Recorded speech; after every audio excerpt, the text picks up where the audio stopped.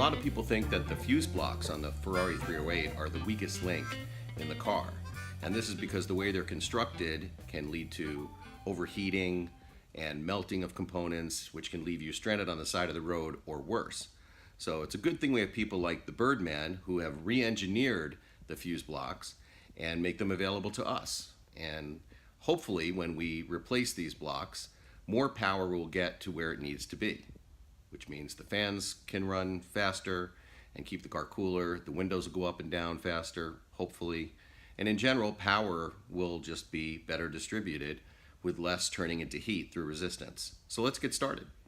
Here's everything we're going to need to upgrade the fuse blocks in the 308. Of course, these are the Birdman's excellently produced units. You see that there's a left side and a right side, and they are keyed to up and down as well. You can see that they're just really beautifully made. The bars across the top are nicely soldered. Everything is really solid. You have to be a little bit careful of the ones on the end. You see they're a little bit unsteady there, and that's only because there's going to be a screw that will secure that once it gets in the car. So you just have to be a little bit careful when you're handling these. So we've got the blocks.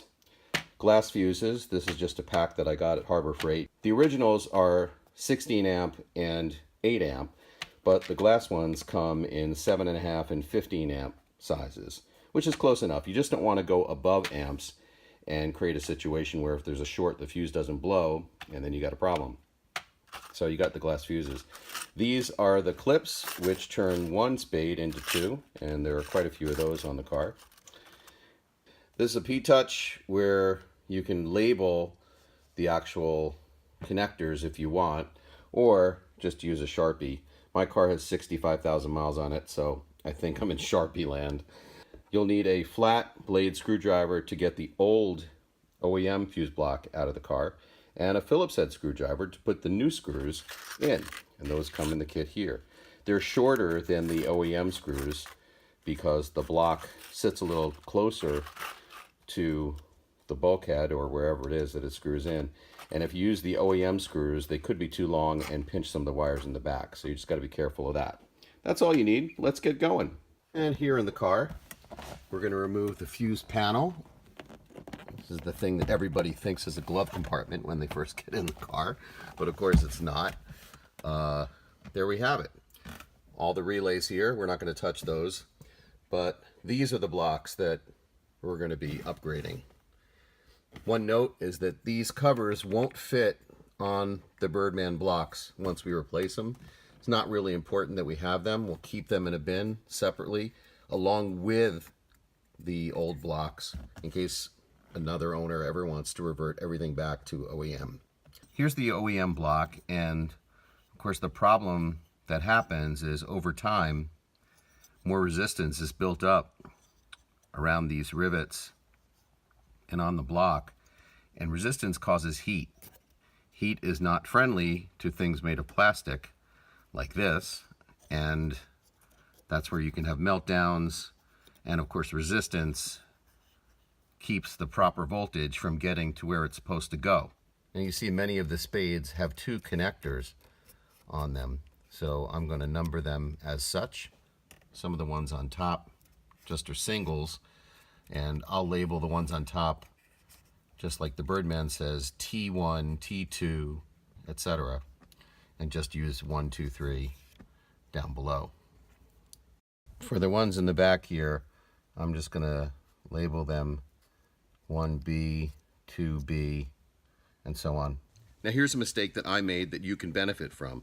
When I was labeling everything on the fuse blocks, I forgot to take into account the empty slots. So I went 1, 2, 3, and then there was a break and the next thing was 4. It really should be 1, 2, 3, and if there's a break, that's 4, and then the next one with the thing on it is 5. So I'm going to clean that all up so that I don't get confused, and make sure you don't do the same thing. So I pulled all of the wires off, and now I'm just going to hit that screwdriver in here to get the blocks off. And here you can see how some of these require 2 spades, and how we're going to turn this 1 spade into 2 with one of these. So I'll just put those on right here on the bench. It'll be a lot easier. I want to make sure that the new Birdman fuse blocks are wired the same as the ones that came off the car, because they do vary from year to year. And here's how we're going to test. You can see here, this is the top of the left-hand block from the car. And if you look here on the Birdman one, you see those are bridged. The third one here is not. It's single, and that's just like that is. Fourth and the fifth are bridged. Same here. 6, 7, bridged. Same here. And 8, 9 are together. Same here. So this block matches. We're good to go. So you can see we've got the proper direction, up, left side, and it'll be a little easier to put the back wires on with the block off the car, so I'm just going to do that. You don't want to force anything. It's not going on right away. Just take your time. And now we'll take the screws and attach these back into the car. Okay, now despite my messy numbering system, I've got everything back the way it was before. I've compared this to a picture that I took earlier just to make doubly sure. And now let's go ahead and do the right side, although I'll get the numbering correct this time. And here's the new fuse block with the doublers in the right spots. It matches the ones that had doubles before. And now I'm going to use the smaller screws that came with the kit to put the fuse block back on the car. Put the ones that have the back ones, the B's, on first.